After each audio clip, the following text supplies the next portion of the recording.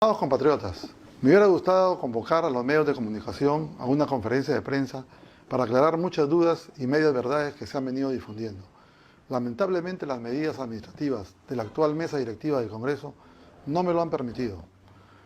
Pero es mi deseo comunicarme con ustedes de todas maneras y he decidido hacerlo a través de este manifiesto.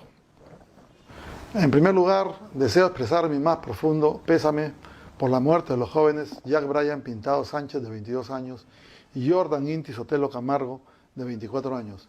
Mis profundas condolencias a sus amigos, a sus compañeros de marcha, pero especialmente a sus padres y familiares. Yo, como padre de familia, me pongo en su posición y entiendo su dolor. Y sé lo amarga que pueden ser las lágrimas ante la ausencia de un ser amado. Me queda claro que las marchas han sido una muestra genuina del hartazgo acumulado en décadas contra una clase política corrupta. Y una prueba de ello se refleja en la situación legal en la que se encuentran todos los presidentes de la República de este siglo en el Perú. Me solidarizo con la juventud que se ha movilizado, que a pesar de no encontrarse articulada a ningún partido político o movimiento, salieron para hacer respetar sus derechos que muchos años silenciaron. Y muchos de ellos fueron violentados de manera injusta.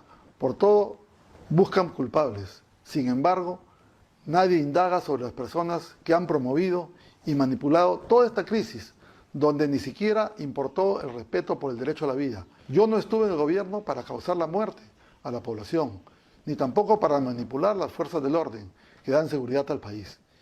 Y hoy también se les quiere involucrar y desprestigiar. La misma policía a la que agradecíamos por estar en primera línea de batalla en la lucha contra la pandemia COVID-19. Ahora es satanizada y acusada de una brutal represión, incluso siendo señalados como asesinos. Mi homenaje y gratitud a la Policía Nacional del Perú, como siempre lo he hecho. Los hechos que causaron las muertes y los heridos que todos lamentamos tienen que ser investigados profundamente para determinar las responsabilidades de cada uno de ellos.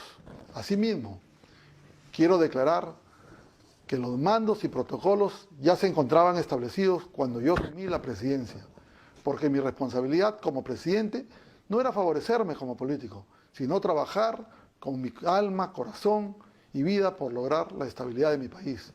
Un país golpeado y agonizante, que hoy debe restaurarse.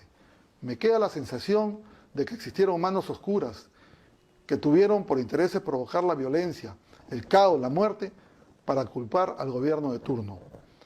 Entiendo que para la coyuntura que atravesaba nuestro país, un presidente de transición designado por el Congreso, al que muchos jóvenes cuestionan, nos llevara a una crisis social.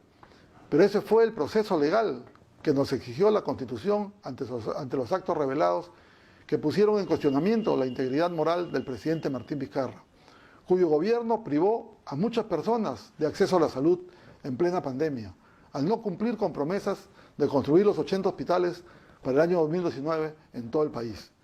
Pactar con la corrupción, atropellar la democracia y transgredir la Constitución era defender esa insana filosofía del roba pero hace obra. Muchos medios afirmaron que yo impulsé la moción de vacancia.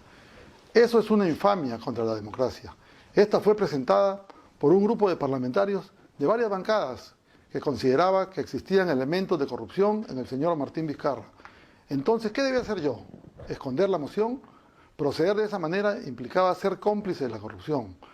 Mi responsabilidad, señalada por la Constitución y por el reglamento del Congreso, era poner esa moción a consideración de los 130 parlamentarios y llevar todos los procedimientos que así lo establece el reglamento del Congreso.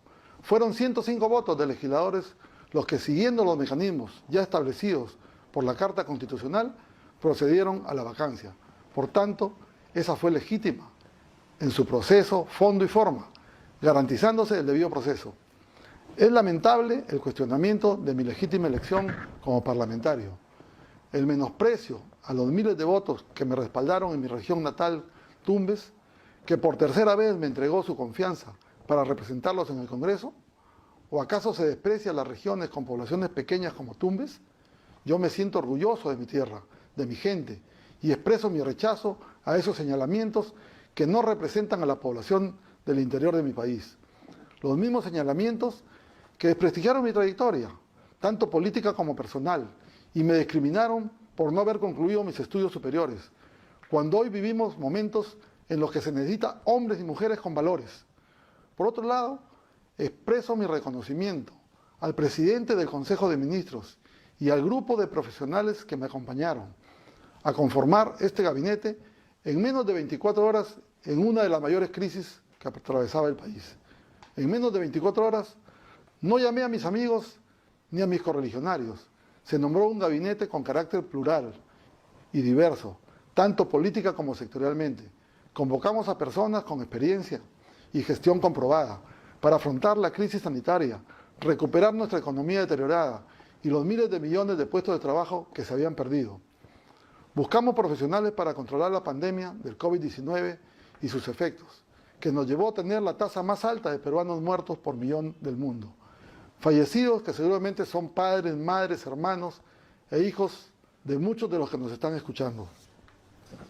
Muchas falsedades se han dicho, que con mi designación a la presidencia se iba a postergar las elecciones. Falso. Que se iba a permitir la reelección de los parlamentarios. Falso. Que era un presidente usurpador y golpista. Falso. Que iba a permitir el licenciamiento de más universidades. Falso. Que iba a indultar a don Tauro Humala. Falso. Que iba a recortar programas sociales como Pensión 65 y otros. Falso. Y muchas cosas más. Pero eso sí digo, muy pronto las cosas quedarán esclarecidas. Y no solo la historia juzgará, también la justicia. Yo fui presidente constitucional de la República y dentro de mis atribuciones logré firmar la ley que fortalece los ingresos y las inversiones de los 25 gobiernos regionales para una mejor descentralización. La ley de devolución de aportes de la AFP que beneficia a millones de peruanos que en estos momentos se encuentran atravesando una difícil situación económica.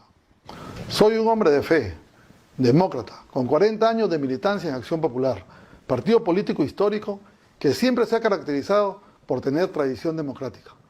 Fui elegido presidente del Congreso y como tal asumí la presidencia de la República, por mandato constitucional.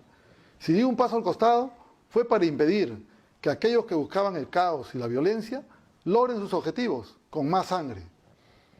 Si en estos días opté por el silencio, fue para evitar cualquier perturbación al recambio constitucional. Al encontrarnos en un proceso de transición democrática, lo que más me interesa como hombre de Estado es que se consolide la democracia y la tranquilidad en el país. Compatriotas, durante mi gestión planteé el retiro de la plancha presidencial de candidatos de mi partido, Acción Popular, y lo hice para que no existan dudas que conduciría un proceso electoral imparcial, tal y como lo hizo Valentín Paniagua hace 20 años. Exhorto al presidente Francisco Sagasti y a su agrupación política del Partido Morado, hoy partido de gobierno, el retiro de su plancha presidencial, para que de esta manera se garantice el desarrollo de un proceso electoral neutral y transparente. Es lo que el Perú necesita y espero que nadie se corra de esta responsabilidad.